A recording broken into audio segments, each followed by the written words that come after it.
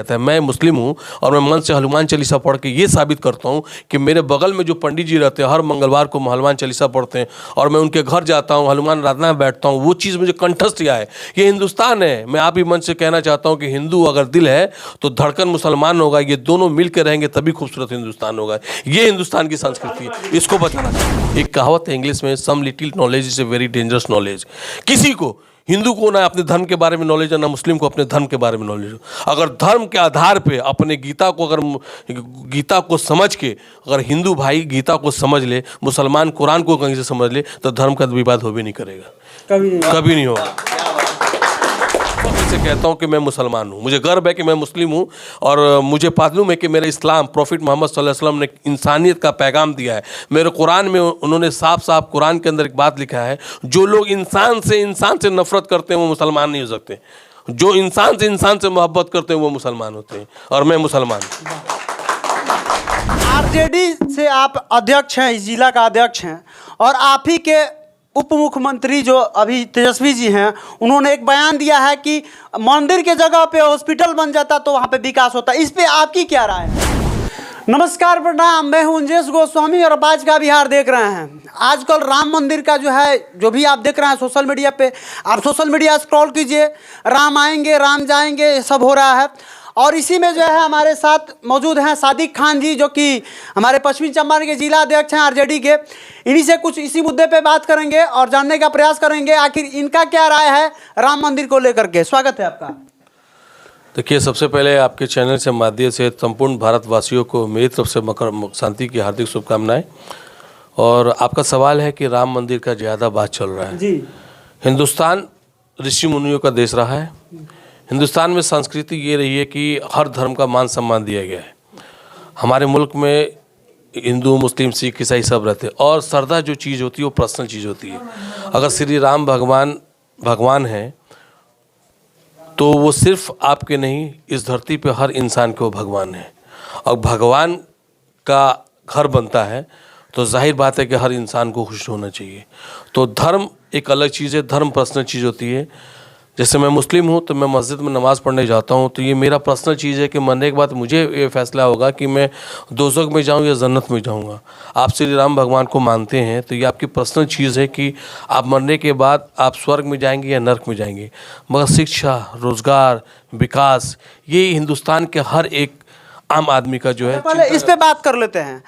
RJD से आप अध्यक्ष हैं, इस जिला का अध्यक्ष हैं, और आप ही के उप मुख्यमंत्री जो अभी तेजस्वी जी हैं, उन्होंने एक बयान दिया है कि मंदिर के जगह पे हॉस्पिटल बन जाता तो वहाँ पे विकास होता। इस पे आपकी क्या राय है? देखिए, हम आपको क्लियर करना चाहते हैं और सबसे पहली बात आपके चैनल के माध्यम से लोगों को बताना चाहते हैं कि आदरणीय जो हमारे नेता डिप्टी सीएम तेजस्वी यादव ने ये नहीं कहा कि मंदिर नहीं बनना चाहिए। एक तो सबसे पहली बात आप लोगों को गलत है। उन्होंने एक बात बोला कि मंदिर, मस्जिद, ये सब चीज़ें पर्सनल हैं। जो मेन इंसान की ज़रूरत है वो है हॉस्पिटल, शिक्षा, रोज़गार। ये देखिए, मैं आपको सीधी सी बात क्लियर कर दूंगा। अगर आप पूजा करते हैं तो ये आपको मन को शांति मिलती है, ये आपका पर्सनल थॉट है। कहते हैं ना, श्रद्धा दिल से होता है। अगर आप भगवान को मानते हैं तो आपका ये पर्सनल चीज़ है कि आप भगवान के, आपके बीच का क्या रिश्ता है, मरने के बाद तय होगा। मैंने पहले भी कहा कि आप जन्नत में जाएंगे। मगर शिक्षा, स्वास्थ्य, रोज़गार, ये सबको चाहिए। जो त्राही मचा हुआ है, और यही काम जो हमारे आदरणीय नेता तेजस्वी पर्सन ने कहा है कि हॉस्पिटल होगा। कोरोना के हाल में अगर बहुत सारे लोग, बच्चे मर रहे थे, तो उस वक्त हॉस्पिटल की सुविधा उपलब्ध होती, अच्छी तरीके से होती, तो ये सारे लोग इंसान बचते। श्री लालू प्रसाद यादव ने एक अपने भाषण में एक बात कहा था जो आज भी मुझे याद है, और आपके मंच के माध्यम से मैं आपकी इसे माइक जो आपने लिया है और आपके जो चैनल के माध्यम से बताया, उन्होंने एक बात बोला था कि जब इंसान ही नहीं रहेगा तो मंदिर में घंटा कौन बजाएगा, मस्जिद में नमाज कौन पढ़ाएगा। तो इंसान है, हम लोग सेकुलर लोग हैं, इंसान से मोहब्बत करना सिखाते हैं। और जो मौजूदा लोगों की ज़रूरत है सबका, सिर्फ हिंदू मुस्लिम में कोई बात नहीं है। आप शिक्षा सुधार, आरजेडी हो या जेडीयू हो, हमेशा देखा जाता है कि नीतीश कुमार जी टोपी पहन के कभी सेवैया खाने चले जाते हैं, तेजस्वी यादव जी हो या पप्पू यादव जी हो। हमेशा कहा जाता है कि ये केवल मुस्लिमों को जो है यूज किया जाता है, मुस्लिमों के लिए जब पर्सनल कुछ नहीं किया जाता है। इस पर आप क्या कहिएगा? तो मैं आपको इस बात का जवाब, देखिए, आप बोले तेजस्वी यादव जी टोपी पहन लेते हैं। हाँ। तो मैंने अपने मन से टोपी पहन के दिखावा, मतलब कि लोगों का कहना है दिखावा किया जाता है, मुस्लिमों के लिए जो है पर्सनल कुछ नहीं किया गया, इसके लिए आप क्या कहिएगा? देखिए, पर्सनल क्या चीज़ है, मुसलमानों को आज के डेट में आपको मालूम होना चाहिए कि आदरणीय तेजस्वी यादव और नीतीश कुमार की सरकार में जितने भी मदरसाओं की योजना है, ये मदरसा अंतर्गत मुस्लिम के लिए आता है। और रही बात दिखावा, दिखावा नहीं है, ये हिंदुस्तान की संस्कृति को बताया जाता है। मैं मुस्लिम हूँ और मैं मन से हनुमान चालीसा पढ़ के ये साबित करता हूँ कि मेरे बगल में जो पंडित जी रहते हैं हर मंगलवार को हनुमान चालीसा पढ़ते हैं, और मैं उनके घर जाता हूँ, हनुमान आराधना में बैठता हूँ, वो चीज़ मुझे कंठस्थ किया है। ये हिंदुस्तान है। मैं आप ही मन से कहना चाहता हूँ कि हिंदू अगर दिल है तो धड़कन मुसलमान होगा, ये दोनों मिल के रहेंगे तभी खूबसूरत हिंदुस्तान होगा।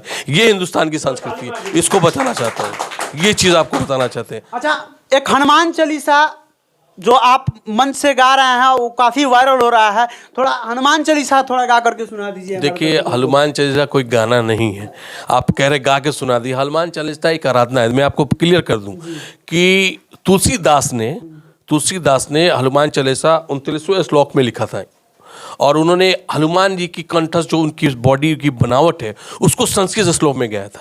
और संस्कृत यहाँ को किसी हिंदुस्तान को लोगों को अच्छी तरह से समझ में आते नहीं है। जैसे मैं मुस्लिम, मैं कुरान को पढ़ता हूँ और कुरान को मेरे भाषा मेरे मातृभाषा नहीं है, अरबी है, उसको समझना पड़ेगा। उसी तरह संस्कृत में उन्होंने कहा है, जय हनुमान ज्ञान गुण सागर, जय कपीस तीनों लोक उजागर, रामदूत अतुर्बलदामा अंजनी पुत्र महावीर विक्रम। तो ये उन्होंने कहा है, ये बात बताया है लोगों कि हनुमान जी कैसे दिखते थे, उनका आकार कैसा है, उनकी ताकत को व्याख्या किया है लोगों के सामने। ये चीज़ है। तो इसको आप लोग गलत लेके गए गाना। मैं हर धर्म की सम्मान करता हूँ। मैं आपको पहले कह दूं कि मेरे लिए पहले हिंदुस्तान है। आप हर धर्म का सम्मान करते हैं, लेकिन आप ही के कुछ धर्म के लोग हनुमान चालीसा गाने वालों पर जो है फतवा जारी कर देते हैं, इसके लिए क्या कहिएगा? देखिए, फतवा जो जारी होता है ना, तो मैं आपको क्लियर कर देता हूँ। हमारे इस्लाम में जो मेरा कॉन्सेप्ट, आपको डर नहीं है कि आपके ऊपर भी फतवा जारी हो सकता है? फतवा डर होगा तो उसका जवाब उन लोग को होगा ना जो मुझे जानकारी नहीं है। मैं किसी की धर्म की इज्जत करना और किसी धर्म में एकदम इन्वॉल्व हो जाना वो अलग चीज़ है। मेरा धर्म जो मुझे कहता है उसको मैं मानता हूँ। ये कुरान की आयत है, तुम्हें तुम्हारा दिन मुबारक, मुझे मेरा दिन मुबारक।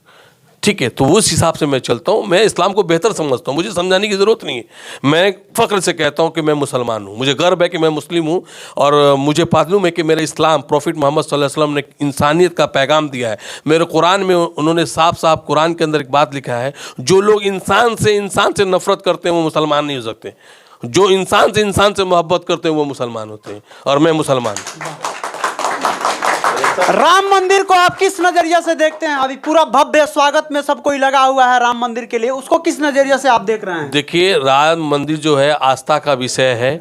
हिंदुस्तान जो है 125 करोड़ की जो आबादी है उसके ही सिर्फ श्री राम भगवान नहीं है। श्री राम भगवान अगर सबके हैं, सब किसी के जो मानता है। मैं आपको बता दूं क्लियर बात, हमारे भी 1,24,000 जो हमारे कुरान के हिसाब से 1,24,000 मैसेंजर आए जिन्होंने पैगाम दिया, उसमें से राम भी हो सकते हैं, हो सकता है उन्होंने पैगाम दिया है।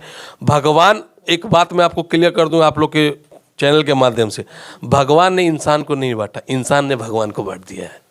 इंसान ने भगवान को बांट दिया है। भगवान देखिए ना, अगर भगवान अलग रहा तो वही जो सूरज की किरणें मुसलमान के घर में जाती है, हिंदू के घर में वही सूरज की किरणें जाती है। जब प्रकृति की तरफ से कोई नियम आता है, तूफान आता है, सारे हिंदू मुस्लिम का। अभी कुछ दिन पहले चनपटिया के अंदर बाढ़ आया था, आपको मालूम होगा। मेरी नया टोला के लोग जो नौजवान साथी लड़के हैं, उन्होंने पूरा ट्रक में, जो मुस्लिम माइनॉरिटी का एरिया नया टोला के लोग, पूरे ट्रक में भर के चनपटिया के अंदर सबको माल, डूबे हुए लोगों को खाना खिलाया था। क्यों? उस वक्त भगवान नहीं देखेगा कि हिंदू का घर बह जाता, मुसलमान का नहीं बहता, मुसलमान का बह जाता, हिंदू का जाता। प्रकृति ने कोई हमें बदलाव थोड़ी रखा है, हमने आपने बदला रखा है। आपको अगर तकलीफ होती है, आपको दर्द का एहसास नहीं होता क्या? तो होता है ना, तो दर्द का एहसास सब में। इंसान है। देखिए, सबसे पहली बात क्या है ना कि मैं एक फॉर एग्जाम्पल आपको देता हूँ। आपने जो एक सपाटू, हमारे यहाँ सपाटू मिलता है, सपाटू तुमने देखा होगा, उसी को आप दिल्ली में जाके कहिएगा कि हमको लेना है तो वो कहेगा चीकू। बॉम्बे जाइएगा तो टिंडा बोल देगा। तो समान तो एक ही है ना, लोगों ने स्टेट के हिसाब से बदल दिया है। मैं उसी बात को कहता हूँ, भगवान एक ही है, लोगों ने अपने विचार अलग अलग तरीके से पेश किया है। अच्छा, बहुत सारे ऐसे नेताओं पे इल्जाम लगता है कि जाति मजहब में नेता सब बांट करके हम लोगों को लड़ाने का काम करते हैं। आप भी नेता हैं, क्या कहिएगा इस पे? देखिए, नेता कोई किसी को लड़वाने का काम नहीं करता। ये पब्लिक खूब है, इतनी सारी पिक्चरें बनती है, भाईचारा, हिंदू मुस्लिम, बहुत सारी पिक्चर आपने देखा होगा। पिक्चर देख के भी तो मोहब्बत लोग नहीं करते हैं। देखिए, एक कहावत है इंग्लिश में, some little knowledge is a very dangerous knowledge. किसी को, हिंदू को ना अपने धर्म के बारे में नॉलेज है, ना मुस्लिम को अपने धर्म के बारे में नॉलेज हो। अगर धर्म के आधार पे अपने गीता को, अगर गीता को समझ के अगर हिंदू भाई गीता को समझ ले, मुसलमान कुरान को कहीं से समझ ले, तो धर्म का विवाद हो भी नहीं करेगा, कभी नहीं होगा। तो इनका राय है कि अगर आप कुरान को अच्छा से समझ लें, हिंदू गीता को अच्छा से समझ लें, तो ये धर्म वाला विवाद नहीं होगा। लेकिन हमेशा जो है ये धर्म वाला विवाद भारत में होते रहा है। उन नेताओं के लिए क्या कहना चाहिएगा जो इसके लिए भड़काऊ बात? देखिए, मैं आपके मंच के माध्यम से उन तमाम नेताओं से एक ही बात कहूँगा, जो लोग धर्म की बात करते हैं वो आपके बच्चों को गुमराह करते हैं। अगर धर्म की बात करते हैं तो आपके बच्चों को गुमराह, मैंने पहले ही बोला धर्म पर्सनल है। आप हिंदुस्तान के किसी भी राजनेताओं के बच्चों को देख लिए कि जो धर्म के नाम पे उन्माद बजाते हो, कहीं सड़कों पे नहीं जाते। दंगा फसाद में आम इंसान का बच्चा ही जेल जाता है, नेता का बच्चा नहीं जाता, क्योंकि गरीब का बच्चा जाता है। गरीब का बच्चा आ जाता है, क्योंकि गरीब को बच्चा को पढ़ना चाहिए। जब आप जो बच्चा शिक्षित हासिल करेगा, जो पढ़ाई करेगा, आपने देखा हो जो बच्चे BPS IPS की तैयारी करते हैं, क्या वो बच्चे किसी उन्माद में पहुंचते हैं? उनको कैरियर बनाना है, 2 वक्त की रोटी, इस पापी पेट का सवाल है। धर्म किसी को कुछ नहीं पूछता।